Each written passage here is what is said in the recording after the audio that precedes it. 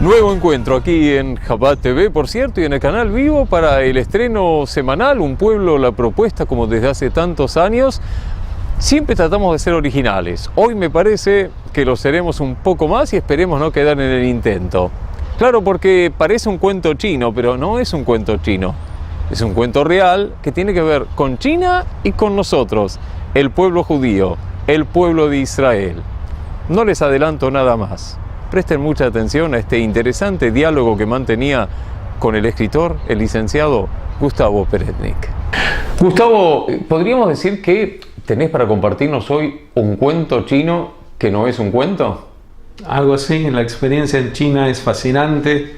Estamos hablando de una cuarta parte de la población mundial, una potencia en crecimiento, y el pueblo judío en ningún caso debería soslayar la importancia que está teniendo China en el mundo, sobre todo porque es uno de los países en donde los judíos, cuando son percibidos en bloque, son percibidos muy positivamente. Yo he hecho encuestas en donde se le pregunta a la gente en la calle, al azar, qué opina de los judíos, sabe algo de los judíos.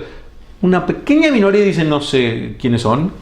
Todos los demás, sin excepción, empiezan diciendo oh, sí, es un pueblo muy inteligente, sí, es un pueblo muy tesonero.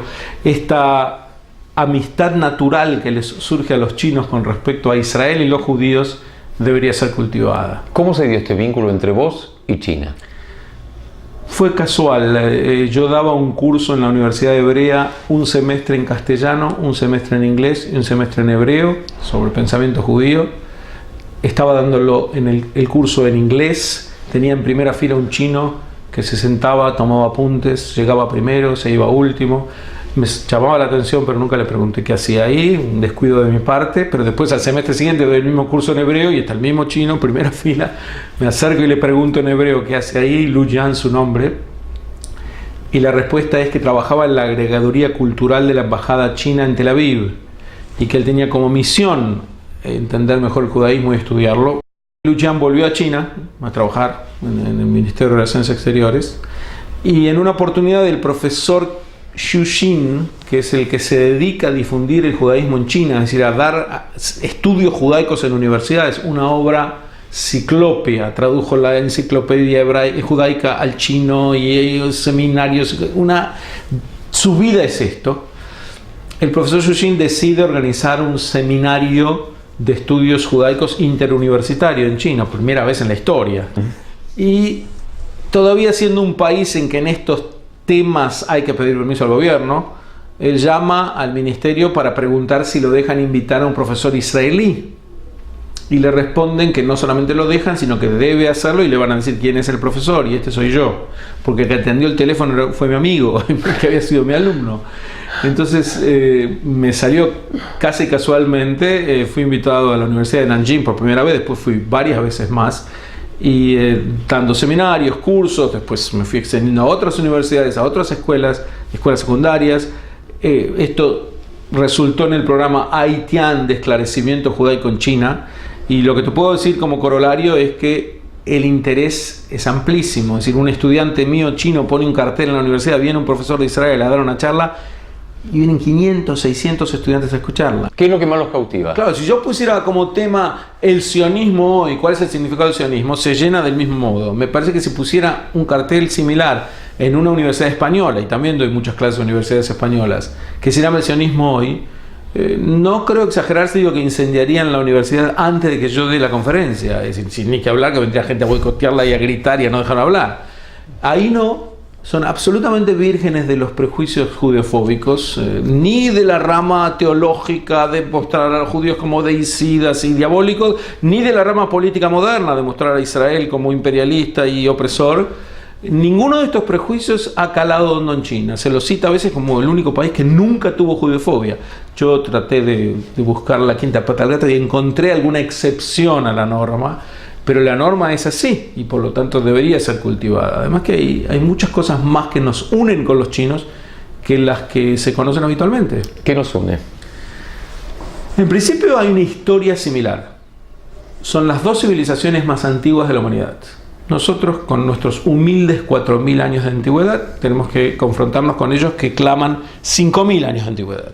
La gran diferencia es que los de ellos son menos continuos que los nuestros. Porque vos tomás a un chino de hoy y lo haces leer libros de Confucio, de Lao Tse o lo que fuere y no entiende nada, sabe que es un profesor universitario de primer nivel.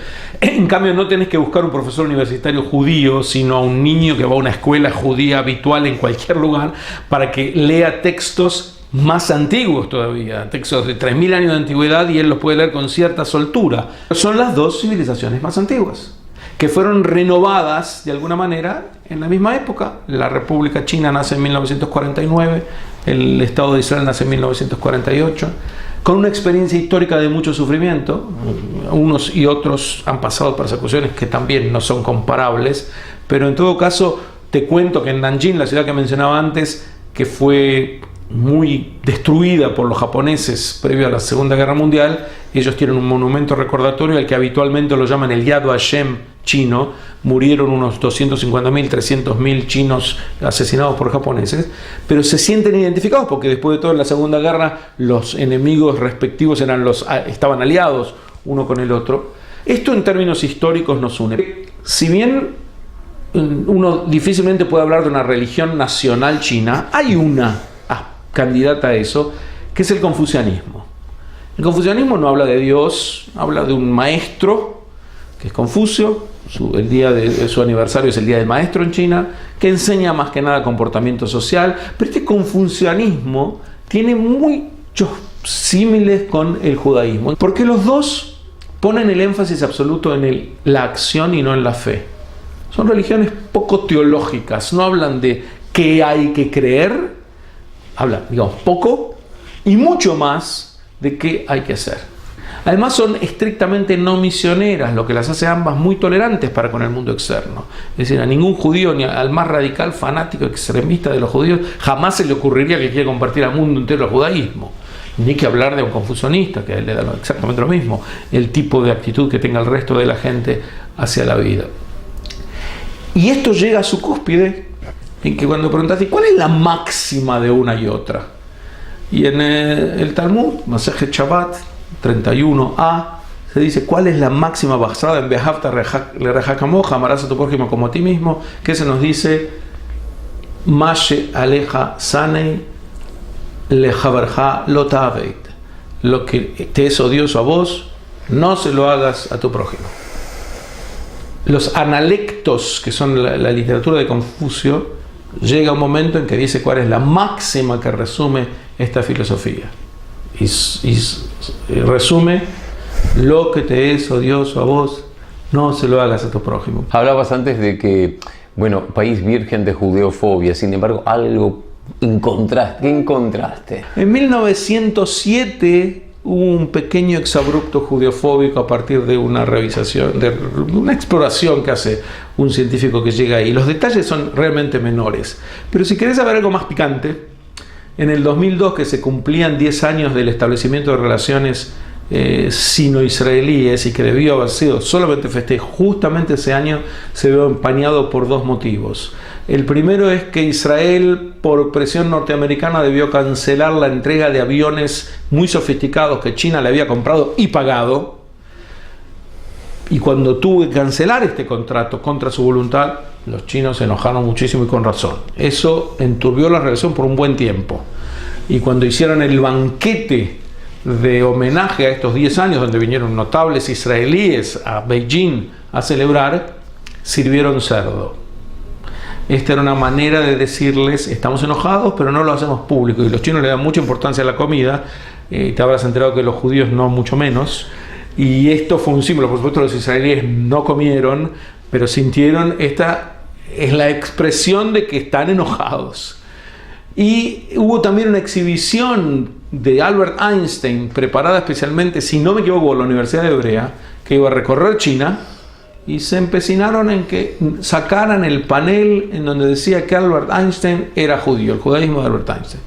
Los organizadores decían: de ninguna manera, esta es la vida de Einstein, ¿por qué habría que sacarlo? Respuesta china no creíble, pero todo el mundo sabe que es judío, ¿para qué hace falta ponerlo en claro? Todo el mundo sabe que era un físico también, que creó la teoría de la relatividad, pero ahí se extendían los paneles. Con todo, estos fueron los factores que el mismo año enturbiaron una relación que era óptima hasta ese momento. Y hoy en día volvió a ser óptima y recobró con mayor energía. Leímos hace muy poco en el diario que el Technion recibió, si yo no me equivoco, 130 millones de dólares, que es la donación más grande que jamás en la historia recibió una universidad israelí, para crear una universidad tecnológica, el Technion Guangdong, en China. Alguien dirá, bueno, pero lo hacen en China, claro, pero con profesores israelíes, programas israelíes, administrado por Israel, parte del dinero queda para el Technion. Es un paso sideral para estrechar los vínculos académicos entre China e Israel. El profeta Yirmiyahu, hace 2600 años, ve como Israel, un pequeño paísito ahí metido entre dos grandes imperios, Egipto y Babilonia, está zigzagueando, no sabe qué hacer con estos imperios, y ahí vienen sus diatribas más importantes. Y un siglo después ya no son los babilonios y los egipcios los grandes imperios, son los persas y los griegos, e Israel ahí en el medio nuevamente entre estos dos imperios. Y después pasó a ser Roma y los imperios de Asia, e Israel sigue siempre en el medio, tratando de ser, muchas veces con poco éxito, de zafar en circunstancias históricas que lo trascienden en mucho. Y hoy es igual, los dos grandes imperios están ahí. Israel tiene relaciones de profundísima amistad con uno de ellos y puede tener de profundísima amistad con el otro. Está equidistante entre China y Estados Unidos y puede obrar incluso de puente, porque ellos se siguen viendo como hostiles uno al otro. E Israel, que cultiva una gran amistad con uno y otro, podría servir de puente para el siglo XXI. Y todo está en que nuestra sabiduría nos permita cultivar eso. ¿Hay comunidad judía organizada en China? Hay comunidad judía organizada que no son chinos, es decir, son judíos que vienen de Europa y que están organizados perfectamente. En Hong Kong ni que hablar, en Shanghai. Yo te diría que más o menos hay unos 1.000, 5.000, 6.000 judíos. Nunca hubo más en la historia china. Pero lo que hay, que es muy notable y que vale otro programa, es un pequeño grupo de descendientes de chinos, de la comunidad de Kaifang, de judíos, que son plenamente chinos. Los descendientes de judíos de Kaifang merecen un programa en particular. Y bueno, ojalá no hayamos quedado en el intento, ¿no? Me parece muy original la propuesta, porque, qué bueno, el ir estrechando vínculos con otros pueblos, con historias similares o diferentes, con puntos en común y diferencias también, pero me parece que ahí es donde nos enriquecemos mutuamente. Sin duda, la de China e Israel, una amistad para seguir cultivando. Queríamos compartirla con ustedes en un nuevo estreno aquí en Chabad TV. En Chabad TV nos seguimos viendo y en el canal Vivo en 7 días, si Dios quiere, para un nuevo estreno.